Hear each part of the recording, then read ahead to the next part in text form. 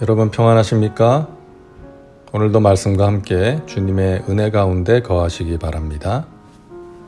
오늘 말씀은 신명기 4장입니다. 말씀 개요입니다. 1절부터 40절은 모세가 첫 번째 설교를 마무리하며 하나님이 주신 규례와 법도를 지킬 것을 촉구하는 내용입니다. 41절부터 43절은 요단강 동쪽의 새 도피성에 대한 내용이고 44절부터 49절은 모세의 두 번째 설교가 시작되는 서론에 해당되는 부분입니다. 모세가 이스라엘 자손에게 선포한 율법은 이러하니라 라고 하면서 언제 어디서 말씀을 선포했는지를 이야기합니다. 말씀 묵상입니다.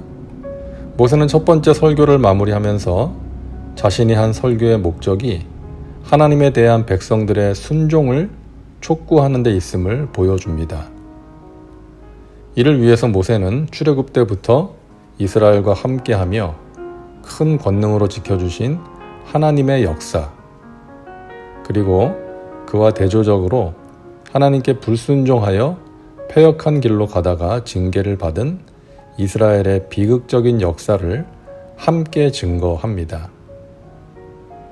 하나님께 대한 순종과 불순종의 결과를 비교하면서 백성들로 하여금 스스로 자신들이 가야 할 길을 선택하도록 촉구한 것이죠. 오늘 말씀을 보면 우상을 만들어 섬기지 말라고 강조합니다. 16절입니다. 자기를 위해 어떤 형상대로든지 우상을 새겨 만들지 말라. 그리고 23절 너희는 스스로 삼가 너희의 하나님 야훼께서 너희와 세우신 언약을 잊지 말고 내 하나님 야훼께서 금하신 어떤 형상의 우상도 조각하지 말라. 그리고 우상 숭배를 하게 될 때 겪어야 하는 대가에 대해서도 엄중하게 경고합니다. 내가 오늘 천지를 불러 증거를 삼노니 너희가 요단을 건너가서 얻는 땅에서 속히 망할 것이라. 너희가 거기서 너희의 날이 길지 못하고 전멸될 것이니라. 출애굽한 이스라엘을 향해 하나님께서 가장 경계하신 것 중에 하나가 우상 숭배였습니다. 오늘 본문 15절부터 보면 가나안에서 이스라엘이 직면하게 될 세 가지 형태의 우상이 나오는데요. 첫째는 인간의 형상을 본뜬 우상입니다. 가나안 족속이 섬기던 바알과 아스다롯 등이 여기에 해당되죠. 그리고 그리스 로마 신화에 나오는 신들도 이 범주에 속하는 것이죠. 둘째는 짐승이나 새와 곤충의 형상입니다. 이스라엘이 만들었던 금송아지가 여기에 해당되겠죠. 셋째, 자연을 숭배하는 것입니다. 해와 달과 별, 그리고 나무나 산 등을 섬기는 행위죠. 오래전에 우리 조상들이 그랬죠. 이 세 가지를 구체적으로 언급하면서 금하는 내용이 오늘 말씀에 나옵니다. 사도 바울은 이 우상이 구체적인 형상이 없어도 존재할 수 있다고 인식하면서 성적인 범죄, 탐욕 등도 우상 숭배와 관련시키고 있습니다. 그리고 요한은 복음의 진리에서 벗어난 모든 것이 우상이라고 경고합니다. 오늘날 우리 시대의 우상은 어떤 것들이 있을까요? 하나님처럼 섬기는 것, 내 마음을 사로잡는 것, 많은 것들이 있을 수 있겠죠. 돈, 명예, 자녀 등이 우상이라는 말 우리가 자주 하지 않습니까? 우리의 마음을 사로잡는 대상, 내가 마음을 다해 섬기는 대상이라는 것이죠. 요즘 가요계에 이 아이돌 그룹이라고 부르는 젊은 그룹들이 많이 있습니다. 이 아이돌이 우상을 뜻하는 영어 단어 아닙니까? 아예 그들이 우상이라고 전제하고 부르는 것이죠. 젊은이들 뿐만이 아니라 나이 드신 분들도 이 노래 잘하는 가수들로 인해서 위로를 얻는다는 이야기를 자주 듣습니다. 이해가 됩니다. 요즘처럼 코로나로 인해서 답답하고 이 우울한 시대에 신금을 울리는 노래를 통해서 이 위로를 받고 힐링을 경험하는 분들이 많은 것이죠.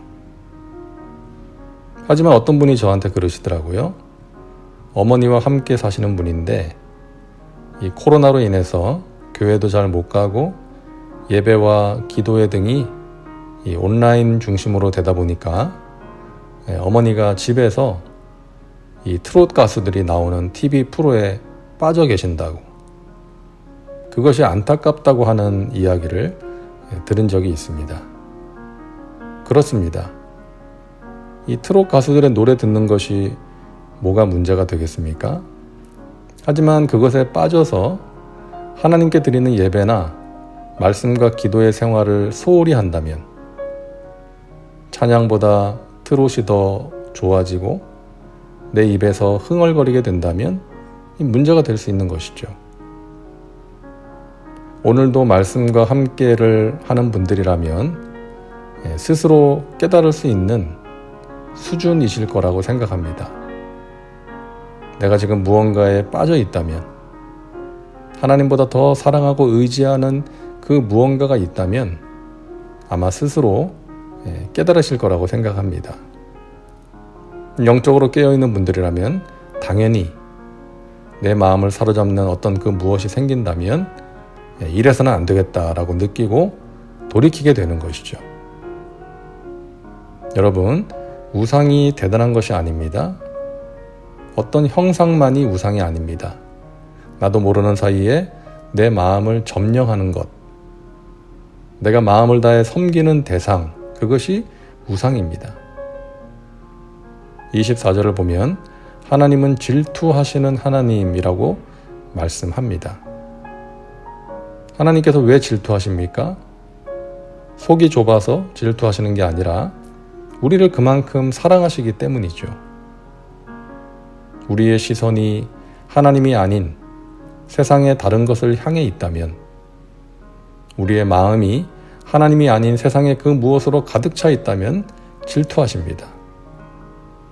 그러므로 하나님을 더욱 사랑하며 이 세상의 그 무엇으로 위로를 얻는 것이 아닌 하나님의 말씀으로 위로와 힐링을 경험하며 살아가는 저와 여러분 되시기를 간절히 바랍니다. 다음은 말씀 적용입니다. 오늘 말씀을 통해 당신에게 주시는 메시지는 무엇입니까? 혹시 당신에게 우상이 있지는 않은지 생각해 보시기 바랍니다. 이제 기도합니다. 사랑과 은혜가 풍성하신 하나님, 오늘도 말씀과 함께 살게 하시니 감사합니다. 우리 안에 우상이 존재하지 않도록 항상 깨어있게 하시고 하나님을 이전보다 더욱 사랑하고 가까이 하며 살게 하여 주옵소서. 위로가 필요한 시대, 하나님이 주시는 위로를 경험하며 살게 하여 주시옵소서. 예수님의 이름으로 기도하옵나이다. 아멘. 오늘도 말씀과 함께 은혜 가운데 거하시기 바랍니다. 여러분 사랑하고 축복합니다.